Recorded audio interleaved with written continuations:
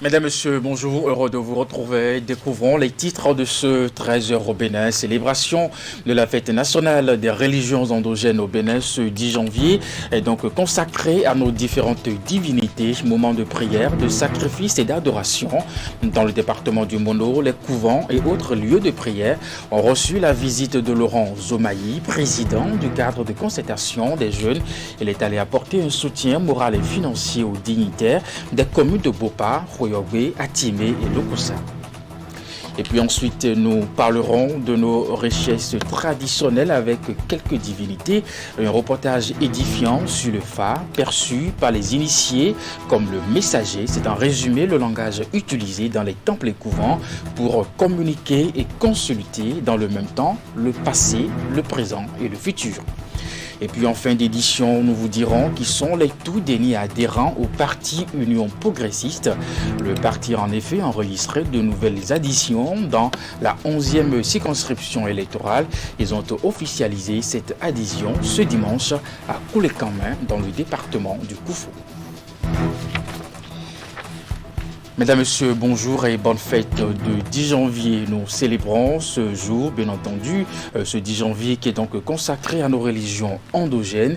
Et sont 12 heures avant cette célébration de la fête nationale des religions endogènes au Bénin, des couvents et autres lieux de prière situés dans le département du Mono ont reçu la visite de Laurent Zomaï. Il est le président du cadre de concertation des jeunes.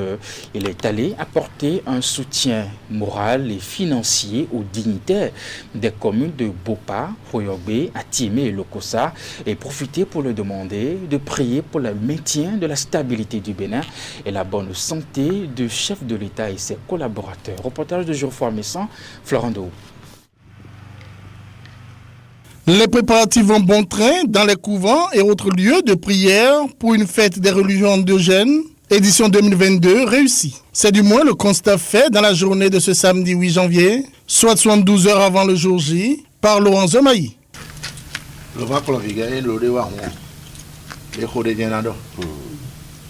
Opérateur économique, conseiller communal à Lokossa et président du cadre de concertation des jeunes CCJ, il a en effet fait le tour de ces différents sites implantés dans le département du Mono, à commencer par le palais royal de Sa Majesté Laté de Possotomé de la commune de Bopa, quelques doléances en main.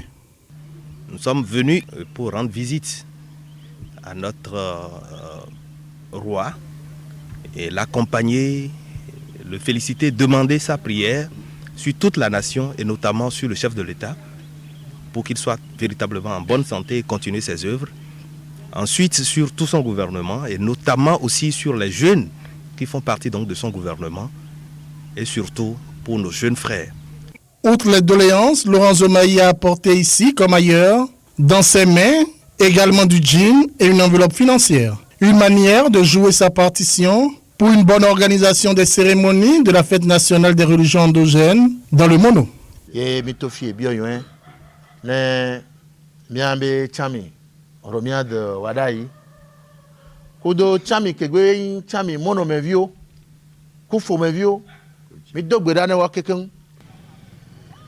Nous remercions tous nos acteurs politiques, naturellement du Mono,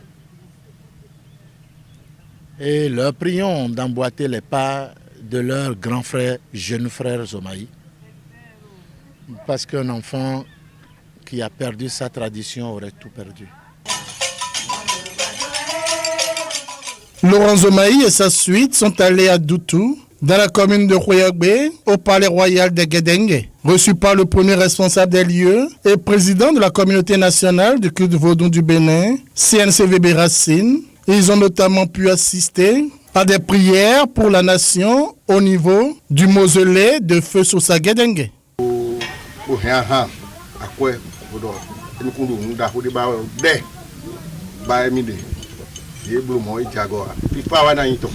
Le soutien tant financier que moral apporté par Laurent Zomaï a concerné toutes les obédiences du culte vaudou dans les communes du département. Que ce soit également à Lokossa ou à Atimé, tous les dignitaires des cultes endogènes ont été rencontrés sous la coupe de leur chef de file.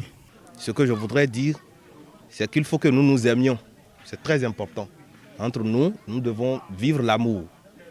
Et nous devons aussi reconnaître que nous sommes d'abord béninois.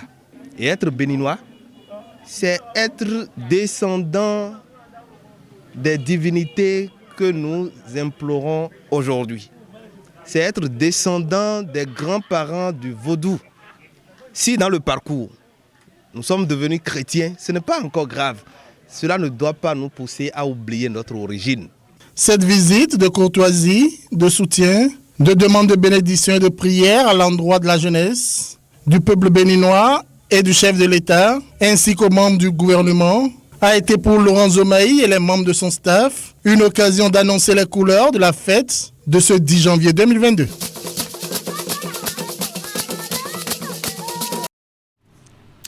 La cérémonie est l'occasion pour les membres d'une même collectivité de se retrouver et de fraterniser, cadre de partage et de communion avec les ancêtres. Le Ka-Ple-Ple est organisé sur initiative du chef de collectivité, ponctué par différents rituels. Le Ka-Ple-Ple se déroule au moins chaque année dans les familles sur le plateau d'Abomey. Il s'achève toujours par une agape. C'est aussi le cadre de régler les petits conflits, mais surtout implorer les ancêtres afin qu'ils veillent, protègent et fassent jaillir que du bonheur sur les descendants. Allons donc à la découverte de cette facette de la culture fond avec Imet Hélène Amoussou. En provenance de toutes les contrées du pays et même au-delà des frontières, les filles et fils d'une même collectivité se retrouvent pour participer à la cérémonie. Dénommée Ka-Ple-Ple, elle se distingue de plusieurs autres auxquelles elle s'apparente et ou complète. C'est une occasion de retrouvailles pour les descendants d'un même ancêtre. Arambiba, Ka-Ple-Ple, Dekouko, c'est presque les mêmes choses, les mêmes cérémonies. Arambiba peuvent entraîner le Dekouko. Le Dekouko aussi peut entraîner la cérémonie de vaudou et de Ka-Ple-Ple. Le Ka-Ple-Ple, c'est un genre de communion, un genre de retrouvailles. Et en même temps, de célébrer nos ancêtres. Vous avez pris une année pour faire tout ce que vous avez à faire.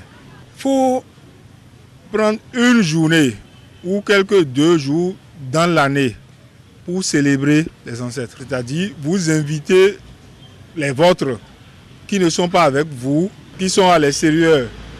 Vous fixez une date, un jour, pour faire cette cérémonie aux ancêtres. Eux aussi sont obligés de venir. Ka-Ple-Ple mi akpele, moi du no podo ede. Mo vira on ko dia mo wa vira kuto no pala kwe, me do fide bien wa. Bon duru e na yo mi na ekpe no e son ro bi do, te do sanji pa la. E jobo na me ko le yo ekpo mi bi je dudu ji bo na vile na fivule na tasino le. Mo je bi maji bo dudu no yo Ka-Ple-Ple jene, une cérémonie pour yin bo. Moment de communion également avec les défunts, la cérémonie se déroule chaque année de préférence ou selon une périodicité définie par le chef de collectivité. Au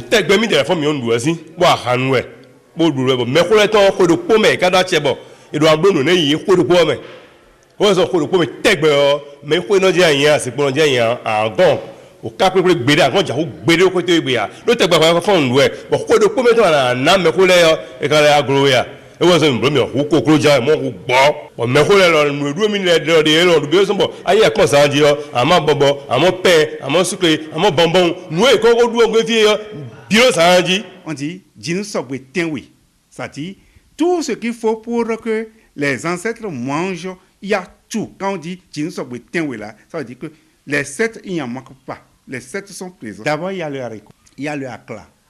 C'est à base de haricot. Il y a le bokou. C'est le mélange de l'arachide préparé et puis du maïs préparé. Il y a le ganvi qui est fait à base de maïs. Il y a le manioc ou yam qui fait partie des patates. Il y a les fruits. Ça ne veut pas dire que quand on expose les choses, vous n'allez pas compter 7. On compte plus que 7. Ça dit qu'il y a 7 sortes. Et toutes les sortes de repas sont présents. Pour la circonstance, divers mets sont préparés et amenés par les membres de la famille ou autres invités. Ces repas sont disposés sur une natte à la manière d'une exposition devant la case des hôtels portatifs. C'est le cadeau Zandji, une façon de permettre aux ancêtres de s'inviter au régal.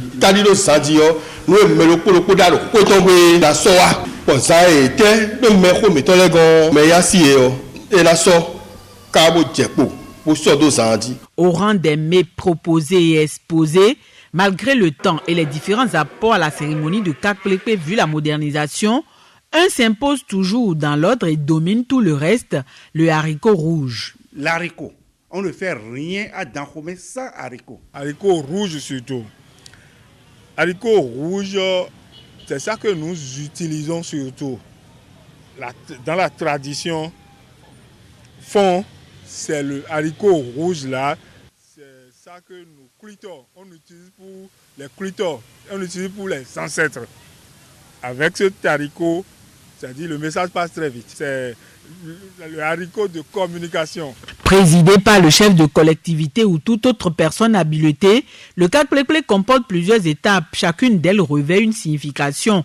En plus des repas, des sacrifices sont faits.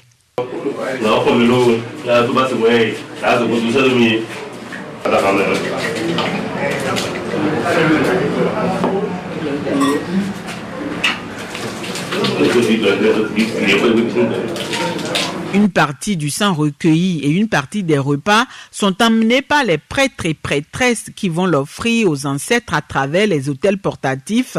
Lors du rituel, ils profitent pour implorer bénédiction, protection, abondance, quiétude et progrès pour les membres de la famille. Les mauvais événements sont aussi conjurés. C'est d'ailleurs pour recevoir directement la grâce que plusieurs font le déplacement pour participer aux différents rites. Quand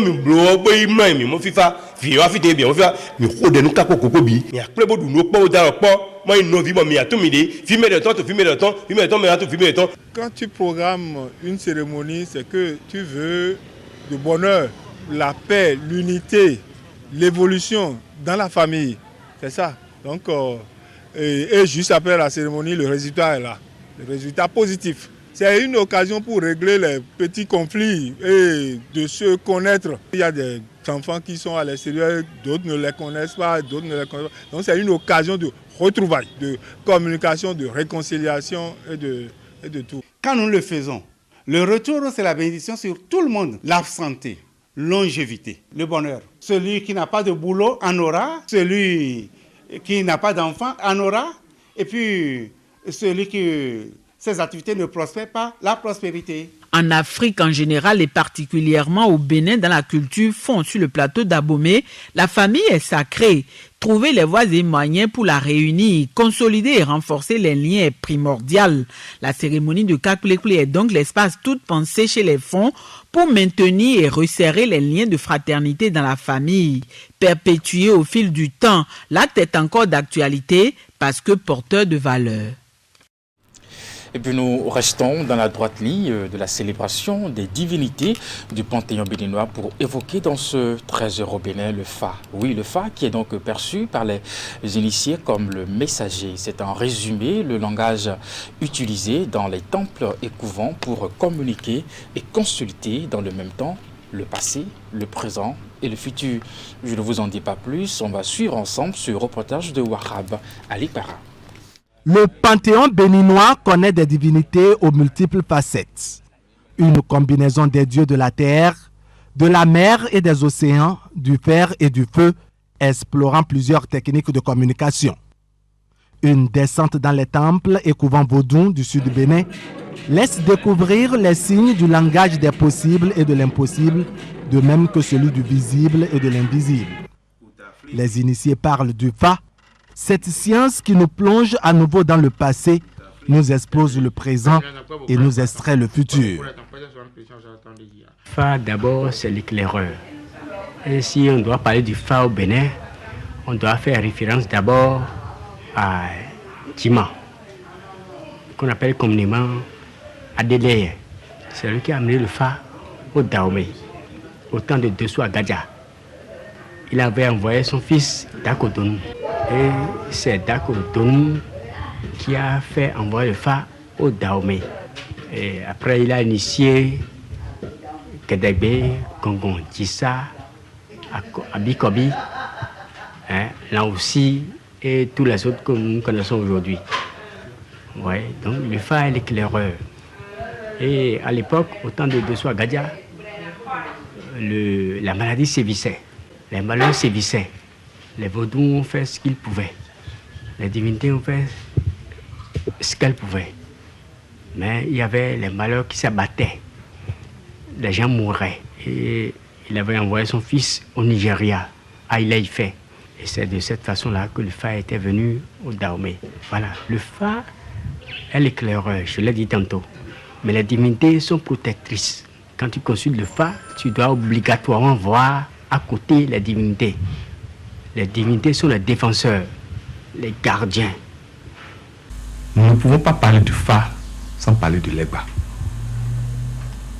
Parce que c'est le Legba qui est le porte-parole de l'esprit phare par rapport à tous les autres vaudous. Et donc, nous revenons pour dire que le phare, ce sont des opérations à la fois venant de l'ordre de l'invisible et du visible à travers des instruments que sont les noix sacrées ou ce que nous appelons le play, c'est-à-dire le chapelet divinatoire qui permet de lire dans l'éther le passé, le présent et le futur. Mais le phare ne s'arrête pas seulement à la lecture du passé, du présent et du futur. Le phare propose en même temps, lorsqu'il y a inéquation, les solutions et donc s'il y a danger, comment pallier. S'il y a manque, comment remplir.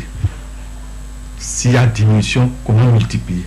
C'est pour vous dire que le phare est à la fois opération mathématique, mais opération métaphysique en même temps.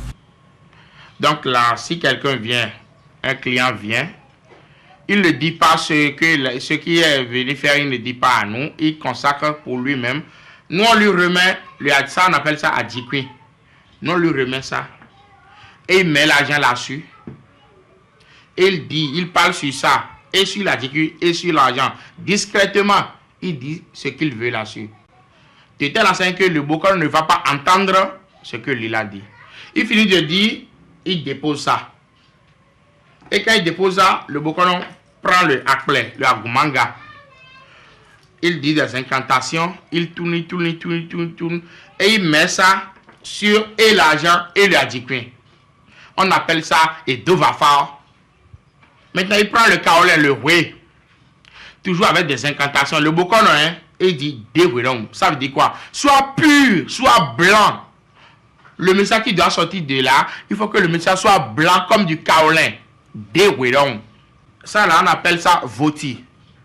Il finit de mettre le kaolin là-dessus. Il couvre ça avec le voti. Il est là tranquille. Pour que quoi? Pour que le adjikwi communique le message qu'il a reçu à ce appelé-là, à Gumanga-là. Et une fois le message communiqué, le Bokor enlève ça. Il enlève le voti là, il dépose. Et maintenant, il commence l'incantation. Il évoque les dieux. Il évoque les dieux, il évoque les dieux. En disant toujours que le message qui doit sortir soit clair. Il dit comme ça, il lance. Maintenant, en faisant comme ça, le appelé là capte l'énergie. Capte l'énergie du message. Capte. Et lui dépose ça en signe géomantique. Maintenant, c'est ce signe géomantique là que le Bokor lui explique au client. À travers des adages. Un à un. Et en expliquant ça, chaque signe géomantique a sa chanson. Chaque signe géomantique a sa chanson. Le signe qui est sorti, le Bokor entonne ces chansons-là. Et tout ça, c'est à travers le message que lui a reçu. Parce que quand le signe sort là, ça crée un champ magnétique. C'est tel enseigne que tout ce que le Bokor dit doit être exécuté. Doit être réalité, obligé. Et maintenant, le Bokor finit de faire ce truc là. Le appelé, le premier qu'on lance là, lui parle du passé, lui parle du présent. Le second qu'on lance, on dépose ça sur le côté à Koyokwin. Lui parle du passé. Et le troisième qu'on lance, lui parle du futur. C'est pourquoi on dit le Fa parle de passé, futur, présent. Le grand mystère réside dans la main invisible qui, dans cette mathématique géomantique, oriente les résultats. Le profane est partagé entre complexité, confusion et mensonge. Le prêtre du Fa, appelé Bokono, peut dans une relative opacité se tromper dans l'interprétation des signes. Mais pour les chercheurs et spécialistes de la chose, le Fa reste et demeure une science universelle qui ne ment pas.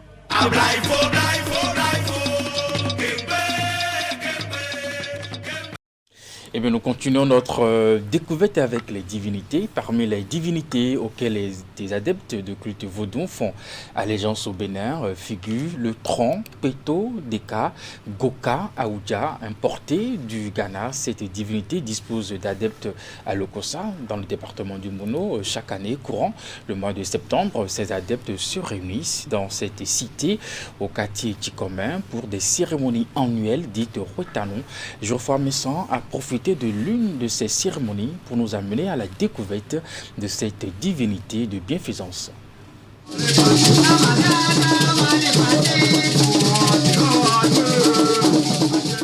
Chaque année, durant le mois de septembre, des membres de la famille Wedohun ainsi que d'autres adeptes du culte vaudou se retrouvent sur ce site du quartier Tchikome à Lokossa dans le département du Mono. L'objectif est d'effectuer les rites et rituels propres à la divinité Tronkpeto Deka Goka Aouja.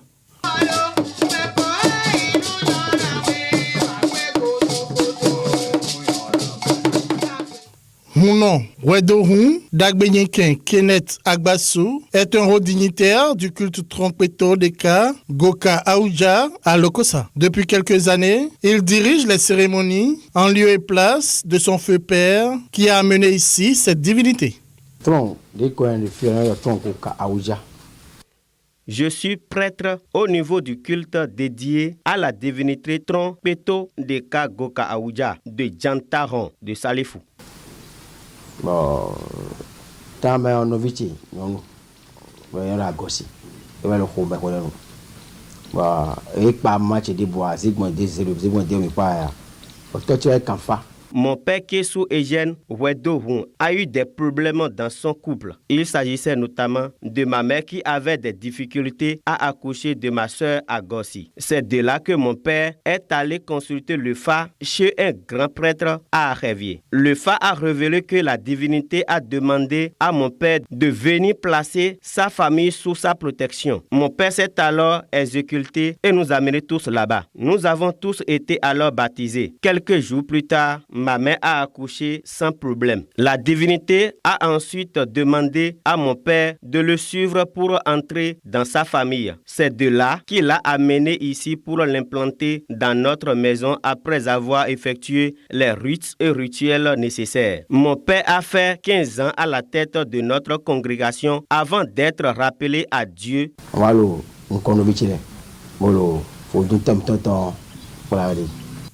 Issu d'une famille de 8 enfants, dont 3 filles, Mounon Wedohun Dagbenyenken Kenneth Agbasu a eu lors des cérémonies le soutien des hauts dignitaires de la communauté nationale de culte vaudou du Bénin, CNCVB Racine.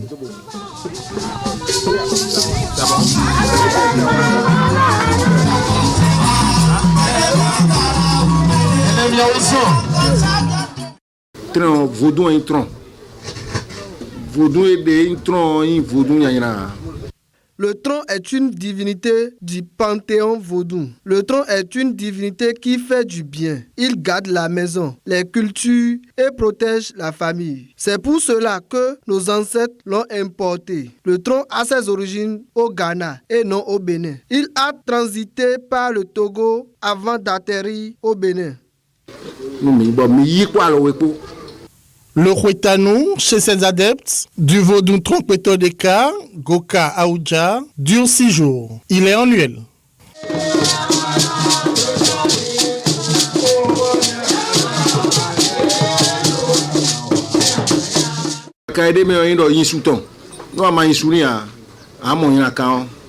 Ne pas respecter les interdits est un sacrilège. Les conséquences désastreuses. Mais quand on respecte ces interdits, on récolte de bons fruits. Le vaudou est une bonne chose. Vaudou,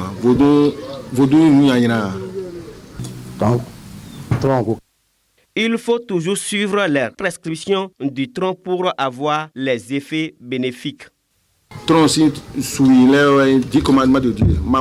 Les interdits du tronc peuvent être regroupés comme les 10 commandements de Dieu.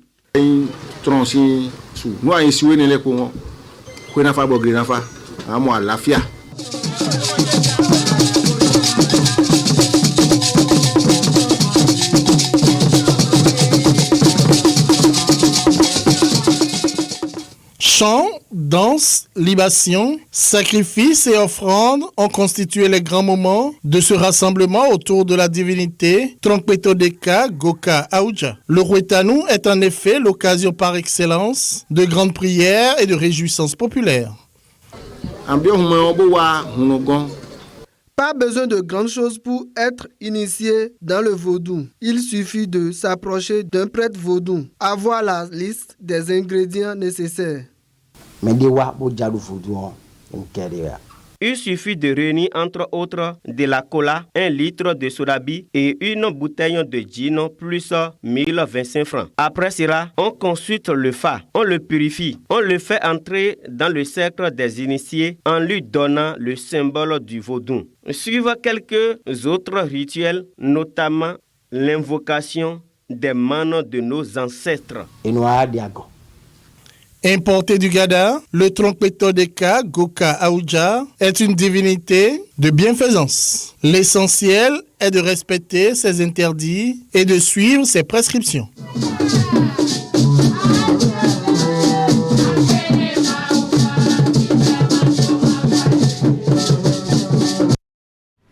Et puis je vous l'annonçais en titre, de nouvelles adhésions au Parti Union Progressiste. Il s'agit de désormais anciens membres de la formation politique tels que Restaurer la Confiance et Fosquerie.Bénin émergent justement de la 11e circonscription électorale. Ils ont officialisé cette adhésion ce dimanche à Koulekamin dans le département du Koufo au cours d'une sortie médiatique.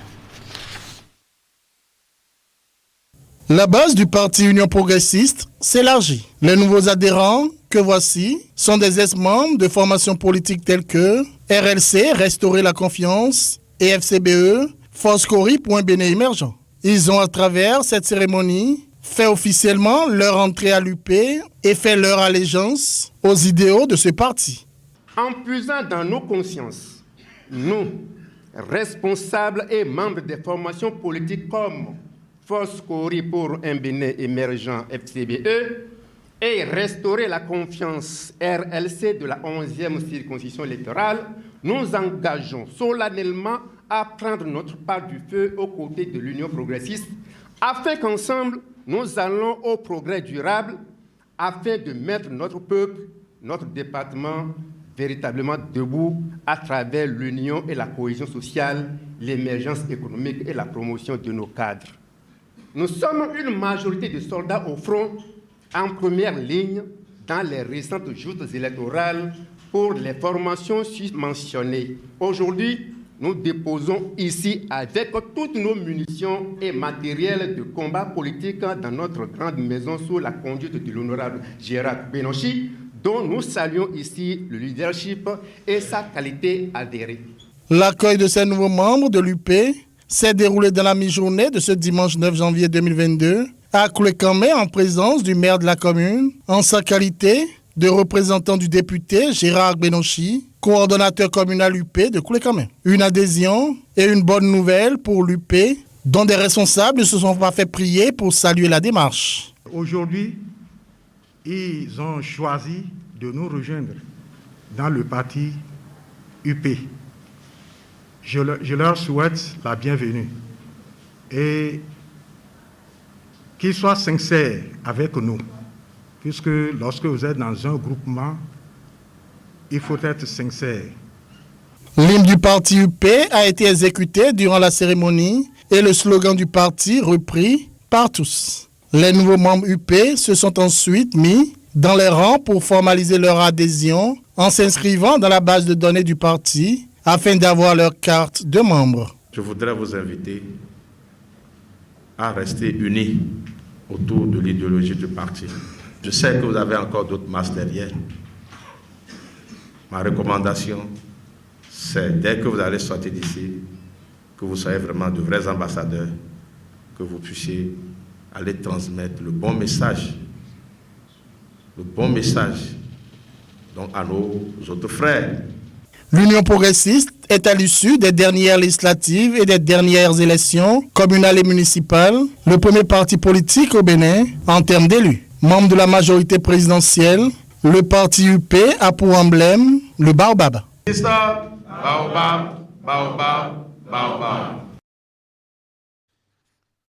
Mesdames et messieurs, c'est la fin de ce 13 européen. Merci de l'avoir suivi. Bonne suite de fête de 10 janvier chez vous et bonne suite de programme également sur Canal 3 Bénin. À très bientôt.